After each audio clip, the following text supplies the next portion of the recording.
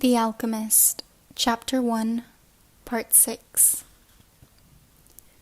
He was shaken into wakefulness by someone. He had fallen asleep in the middle of the marketplace, and life in the plaza was about to resume. Looking around, he sought his sheep and then realized he was in a new world. But instead of being saddened, he was happy. He no longer had to seek out food and water for the sheep. He could go in search of his treasure instead. He had not a cent in his pocket, but he had faith. He had decided the night before that he would be as much an adventurer as the ones he had admired in books. He walked slowly through the market. The merchants were assembling their stalls, and the boy helped a candy seller to do his. The candy seller had a smile on his face. He was happy, aware of what his life was about, and ready to begin a day's work. His smile reminded the boy of the old man, the mysterious old king he had met. This candy merchant isn't making candy so that later he can travel or marry a shopkeeper's daughter. He's doing it because it's what he wants to do, thought the boy. He realized that he could do the same thing the old man had done, sense whether a person was near or far from his destiny, just by looking at them. It's easy, and yet I've never done it before, he thought. When the stall was assembled, the candy seller offered the boy the first sweet he had made for the day. The boy thanked him, ate it, and went on his way. When he had gone only a short distance, he realized that, while they were erecting the stall, one of them had spoken Arabic and the other Spanish, and they had understood each other perfectly well. There must be a language that doesn't depend on words, the boy thought. I've already had that experience with my sheep, and now it's happening with people. He was learning a lot of new things. Some of them were things he had already experienced and weren't really new, but that he had never perceived before, and he hadn't perceived them because he had become accustomed to them. He realized, if I can learn to understand this language without words, I can learn to understand the world. Relaxed and unhurried, he resolved that he would walk through the narrow streets of Tangier. Only in that way would he be able to read the omens. He knew it would require a lot of patience, but shepherds know all about patience.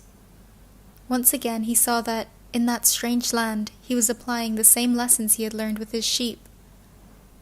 All things are one, the old man had said. The crystal merchant awoke with the day and felt the same anxiety that he felt every morning. He had been in the same place for 30 years, a shop at the top of the hilly street where few customers passed. Now it was too late to change anything. The only thing he had ever learned to do was to buy and sell crystal glassware. There had been a time when many people knew of his shop. Arab merchants, French and English geologists, German soldiers who were always well-heeled. In those days it had been wonderful to be selling crystal, and he had thought how he would become rich and have beautiful women at his side as he grew older. But as time passed, Tangier had changed. The nearby city of Ceuta had grown faster than Tangier, and business had fallen off. Neighbors moved away, and there remained only a few small shops on the hill. And no one was going to climb the hill just to browse through a few small shops. But the crystal merchant had no choice. He had lived 30 years of his life buying and selling crystal pieces, and now it was too late to do anything else. He spent the entire morning observing the infrequent comings and goings in the street. He had done this for years and knew the schedule of everyone who passed. But, just before lunchtime, a boy stopped in front of the shop. He was dressed normally, but the practiced eyes of the crystal merchant could see that the boy had no money to spend. Nevertheless, the merchant decided to delay his lunch for a few minutes until the boy moved on. A card hanging in the doorway announced that several languages were spoken in the shop. The boy saw a man appear behind the counter. "I can clean up those glasses in the window, if you want," said the boy. "The way they look now, nobody is going to want to buy them." The man looked at him without responding. "In exchange, you could give me something to eat." the man still said nothing, and the boy sensed that he was going to have to make a decision.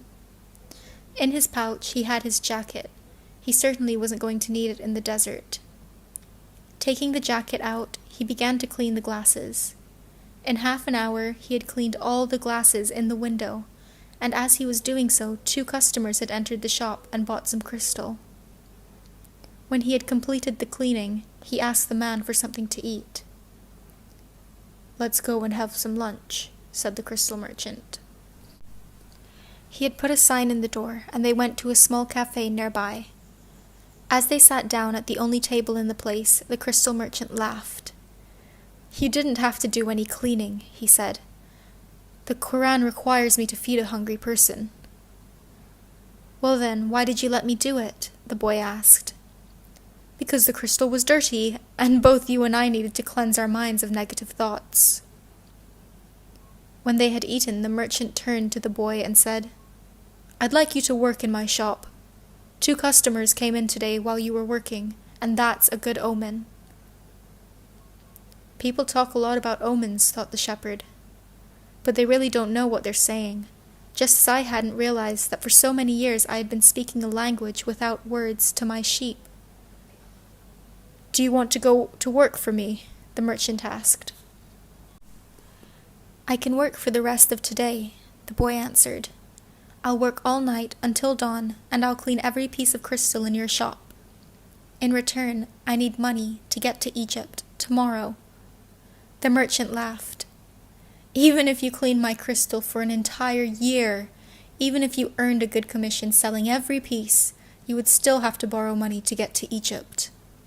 There are thousands of kilometers of desert between here and there." There was a moment of silence so profound that it seemed the city was asleep. No sound from the bazaars, no arguments among the merchants, no men climbing to the towers to chant, no hope, no adventure, no old kings or destinies, no treasure, and no pyramids.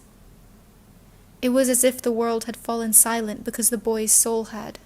He sat there, staring blankly through the door of the cafe, wishing that he had died, and that everything would end forever at that moment. The merchant looked anxiously at the boy. All the joy he had seen that morning had suddenly disappeared. "I can give you the money you need to get back to your country, my son," said the crystal merchant. The boy said nothing. He got up, adjusted his clothing, and picked up his pouch. "I'll work for you," he said. And after another long silence, he added, "I need money to buy some sheep." Chapter 2.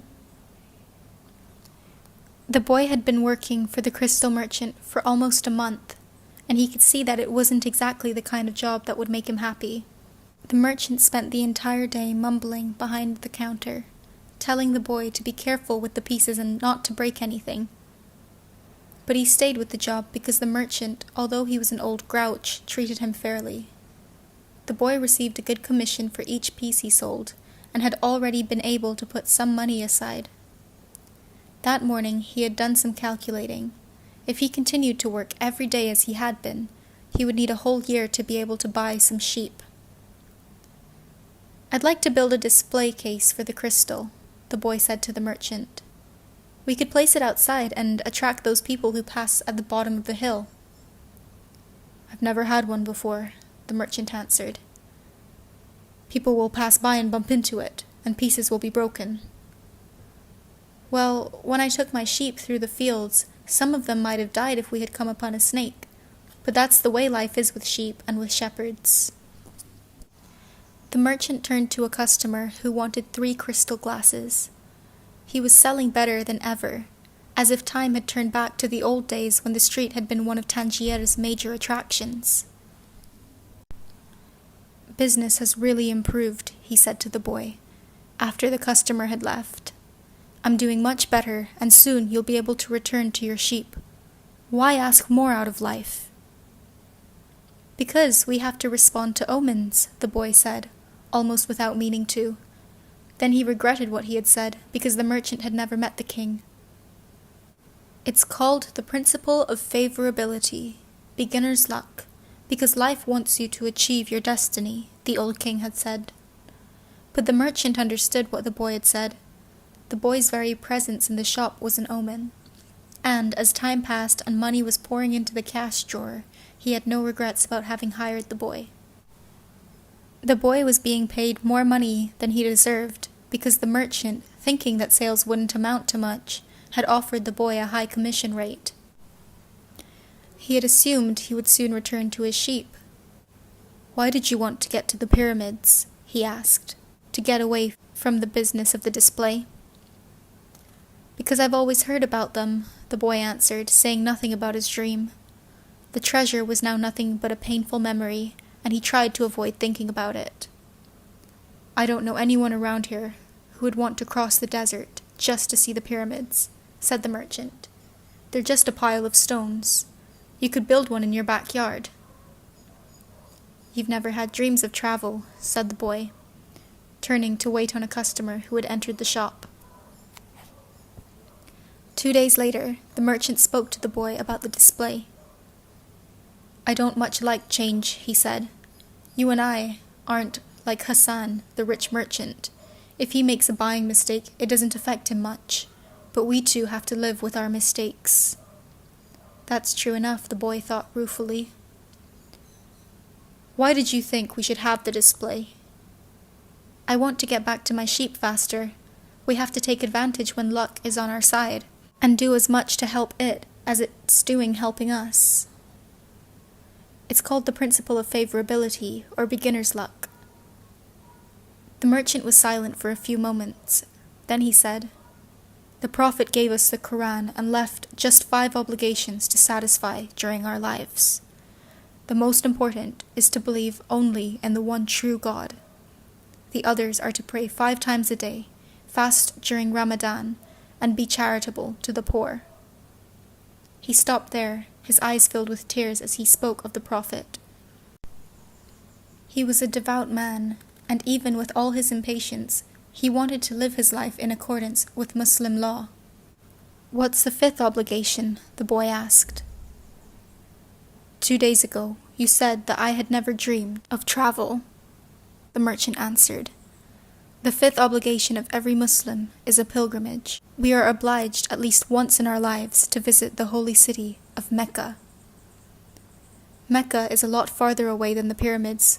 When I was young, all I wanted to do was put together enough money to start this shop. I thought that someday I'd be rich and could go to Mecca. I began to make some money, but I could never bring myself to leave someone in charge of the shop. The crystals are delicate things. At the same time, people were passing my shop all the time, heading for Mecca. Some of them were rich pilgrims, traveling in caravans with servants and camels, but most of the people making the pilgrimage were poorer than I. All who went there were happy at having done so. They placed the symbols of the pilgrimage on the doors of their houses.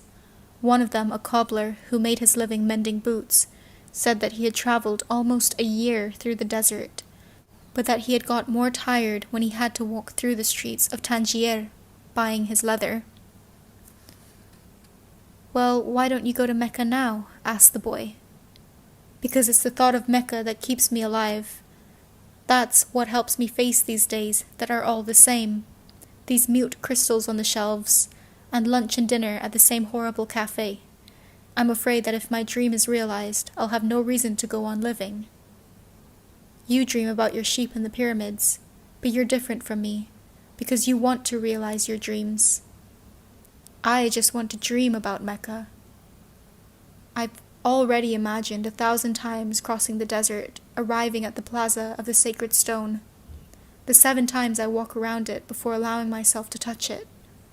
I've already imagined the people who would be at my side, and those in front of me, and the conversations and prayers we would share. But I'm afraid that it would all be a disappointment, so I prefer just to dream about it." That day, the merchant gave the boy permission to build the display. Not everyone can see his dreams come true in the same way.